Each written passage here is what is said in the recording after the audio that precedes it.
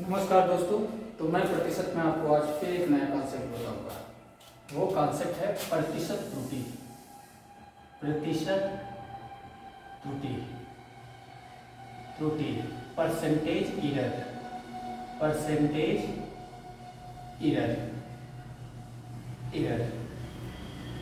देखिए percentage error हमारा जो पूछता है, मैं क्वेश्चन लिखता हूँ फिर उसके माध्यम से समझते हैं। देखिए क्वेश्चन हम लिख रहे हैं, किसी संख्या को, किसी संख्या को, संख्या को 2/3 से गुणा करने के लिए, गुणा करने के लिए कहा गया, कहा गया, लेकिन वह 3/2 से गुणा कर दिया, 3/2 से गुणा कर दिया। तो उत्तर में प्रतिशत त्रुटि ज्ञात कीजिए, प्रतिशत त्रुटि ज्ञात कीजिए। कहने का मतलब है कि कोई संख्या है 2/3 से गुणा करने के लिए कहा गया है और 3/2 से गुणा कर दिया है। तो जो हमारा उत्तर आना चाहिए था उससे कितना प्रतिशत उत्तर गलत आ गया है, कितनी प्रतिशत त्रुटि हो गई है। देखो इस सवाल को कैसे हैंडल किया जाए। एक तो तरीका ये होता है कि हम गणित की तरह इसे लगाएं। देखिए गणित वाला मैं तरीका बता देता हूँ, इसमें क्या करना है ये भी हम देखेंगे। हम जो मैथमेटिक्स तरीका है वो देखते हैं।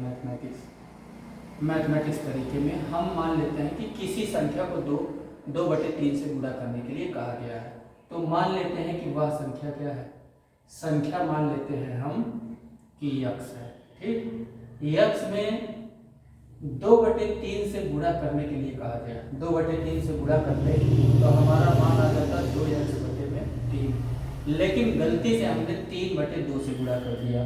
तो इसका मतलब सही उत्तर तो हमारा यही होना चाहिए था, सही ये होना चाहिए था जब हम 2/3 से गुणा करते, लेकिन हम कर दिए 3/2 से गुणा, तो हो गया 3x/2। तो दिक्कत यह है कि गलत उत्तर आ गया। तो ये जो गलत, कितना गलत आया है इसको निकालना है। तो ये ज़्यादा, ये गलत मान है। ठीक, तो देखो तो ये गलत मान हो गया है, तो हमें त्रुटि निकालना है, गलती निकालना है कि कितनी गलती हुई है। तो त्रुटि निकालना है, तो जो गलत मान है 3x/2 और जो सही मान है उसको घटा दीजिए, इसमें एलसीएम ले लीजिए 6। अब यहाँ 3 हो जाएगा, 3 3 का 9x, यहाँ पे 2 हो जाएगा तो ये 4x। तो निकालेंगे 5x/6, तो 5x/6 ये हमारी गलती हो गई है। तो अब त्रुटि प्रतिशत निकालना है, त्रुटि प्रतिशत हमें निकालना है। तो जो गलत मान है यानी कि जो त्रुटि है उसे ऊपर लिखो और जो सही वाला है उससे तुलना करो। 2x/3 और गुणे में 100 करो।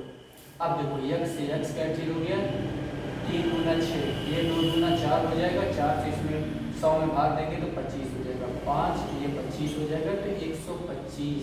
तो हमारी उत्तर में त्रुटि कितनी आ गई, 125% हमारी त्रुटि आ गई।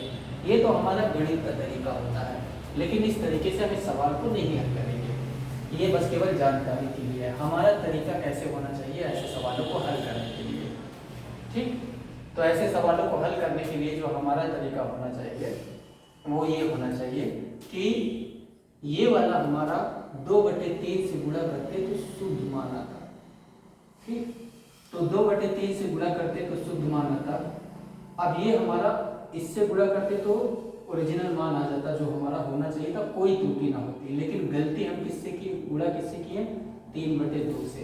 तो अब देखो दोनों के बीच में रेशियो निकाल लीजिए, जिसको ऊपर रखेंगे उसका मान ऊपर आएगा, जिसको नीचे रखेंगे उसका मान नीचे आएगा। कोई नियम नहीं है कि किसको ऊपर रखना है। देखो हम सही वाला मान ऊपर रख लेते हैं दोनों का रेशियो निकालते समय, और गलत वाला मान नीचे रखते हैं। तो जो भी गुणा भाग करने पे उत्तर आएगा हमारा, तो नीचे गलत मान वाला आ जाएगा, ऊपर सही मान वाला आ जाएगा। तो ये 2 उधर घूम के चला जाएगा, तो 2 दूना 4, नीचे 3 3 का 9। तो देखो ऊपर हमने सही वाला लिखा था, तो ये सही वाला मान है, और ये नीचे गलत वाला लिखा है, ये गलत वाला मान है। तो देखिए आना 4 चाहिए था, आ कितना गया 9, तो 4 और 9 कितनी गलती हो गई, 5 की। किसके हिसाब से, जो शुद्ध है उसके हिसाब से 5 गलती हुई। तो ये त्रुटि हो गई हमारी 5 की। तो त्रुटि प्रतिशत निकालना हो, तो त्रुटि प्रतिशत हमें निकालना हो तो ये त्रुटि वाला ऊपर लिखेंगे और शुद्ध वाला नीचे लिखेंगे और गुणे में 100 कर देंगे। इसको काट देंगे हम, तो 5 गुणे में 25, तो ये 125 हो जाएगा। तो आई होप आपको समझ में आया होगा कि जब इस तरीके के सवाल आते हैं तो हम क्या करें, एक बार दोबारा समझा देते हैं कि जो शुद्ध वाला जिससे गुणा करने पे सही मान आता उसको लिख लीजिए, जिससे गुणा करने पे गलत मान आता उसको लिख लीजिए।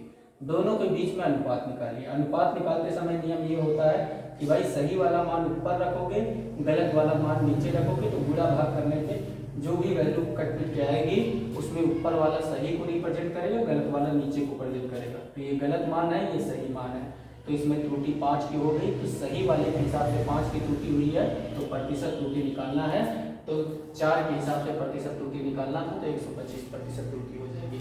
ऐसे सवालों को हम ऐसे डील करेंगे, यक्स मान नहीं मानेंगे। Thank you.